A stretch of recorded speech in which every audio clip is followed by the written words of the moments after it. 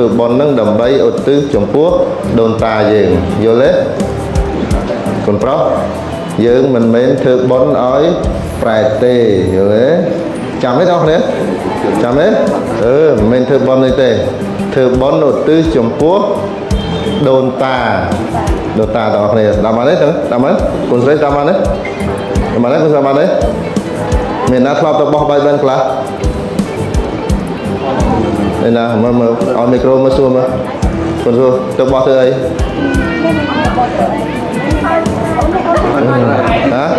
ទៅបោះធ្វើអីកូនទៅបោះធ្វើអី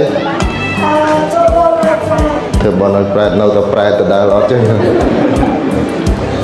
ប៉ុន្តែត្រូវហើយលោក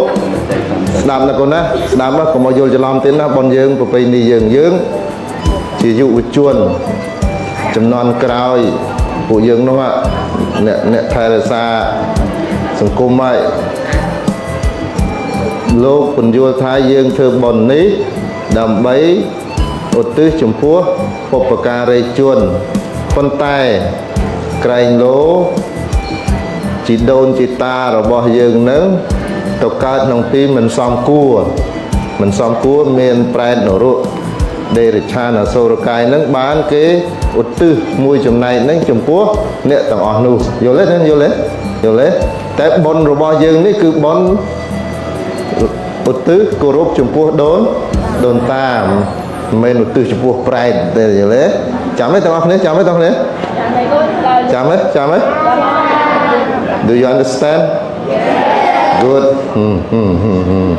ឥឡូវអ្នកគ្រូតំណាងកូនសិស្សស្រីមួយប្រុសមួយដុតធូបថ្វាយព្រះអង្គណាមានប្រុសមួយស្រីមួយកូនដុតទៀននោះទៀនឲ្យអាតូចខ្ញុំចាជួយផងកូនស្រីក្រោមកូននេះអូនគូក្មេងនេះកូនប្រុសនេះឡើងកូនដែរអត់អីតាមសម្រួលដើរខ្ញុំចាជួយផងដុតទៀនឲ្យដុតទៀនកូនណាដុតទៀនថ្វាយគុំខ្ញុំចាជួយផងខ្ញុំចាហ្នឹងហើយឲ្យទៀនដុតនោះនិមិត្តរូបចាំមួយចាំ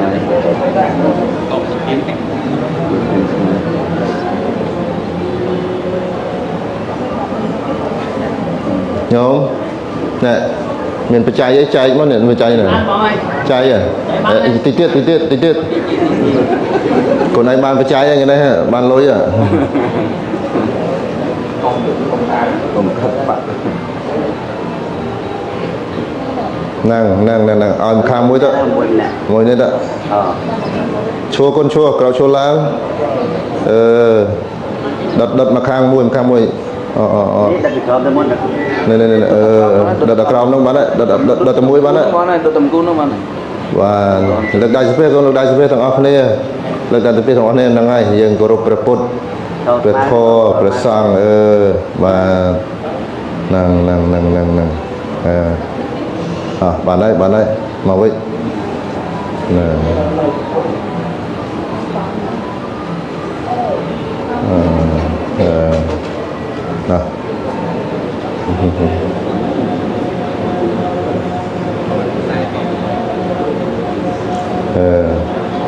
ើកដៃស្ពះកូនលើកដៃស្ពះទាំងអស់គ្នាសាធុ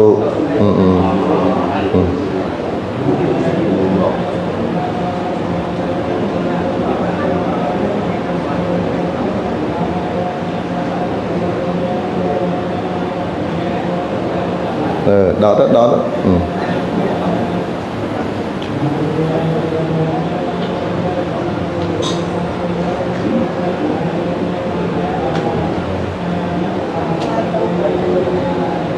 thành công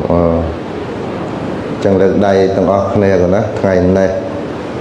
Sala Savanapum đọc đặc nam đòi nè cừu Chantria năng nè cừu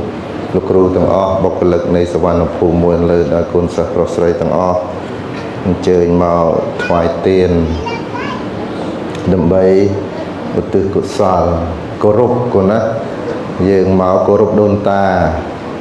ប្រជាជាតិមួយត្រូវតែគោរពបុព្វបុរសរបស់ខ្លួនជាការដឹងគុណជាការរលឹកគុណ អោននៅសេចក្តីគោរពចំពោះពុព្វបុរសមានទាំងមេត្តាបិតាជីដូនជីតាសាច់សាលោហិតរបស់កូនទាំងអស់ហ្នឹងដែលលោកបានពលីគ្រប់យ៉ាងដើម្បីពួកយើងដើម្បីសង្គមយើងដើម្បីទឹកដីយើងមានការគោរពកោតក្រែងចំពោះលោកហើយការដែលអោនលំទោនមកនេះឈ្មោះថាជាការគោរពដ៏ក្រៃលែងជាប្រពៃណីរបស់ជនជាតិយើងដែលនៅក្នុងរដូវនេះឈ្មោះថាជារដូវកាន់បិណ្ឌថ្ងៃនេះសាលាសវណ្ណភូមិលោកមានសទ្ធានាំកូនសិស្សទាំងអស់មកសូមកូនប្រុសស្រីទាំងអស់តាំងចិត្តគោរពដោយភាពបរិសុទ្ធគុណណា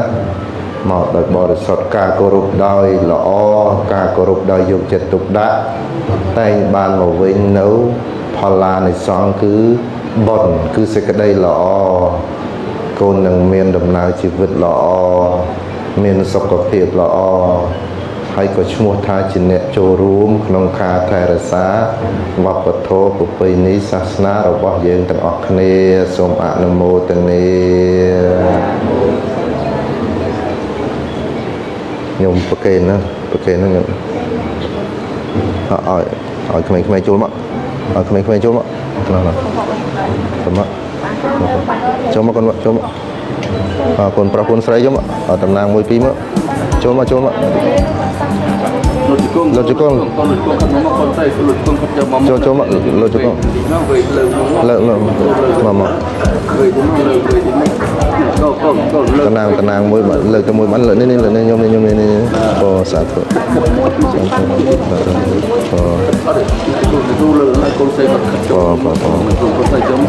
អូសាធុ